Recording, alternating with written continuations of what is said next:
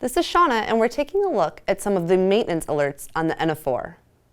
Some of the alerts that you might see on this machine are to empty the dredge bin or if it's not installed properly, if your water reservoir is not installed or needs water, the water filter, cleaning, descaling, and if your Wi-Fi is connected.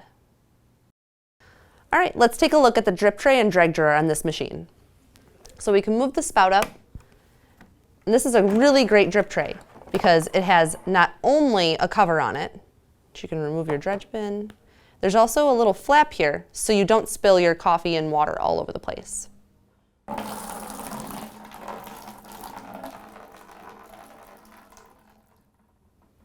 Makes for easy cleanup.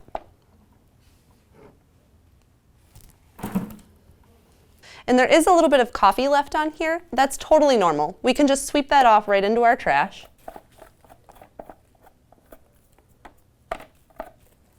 Put your dredge bin back in. You can put it right back into the machine.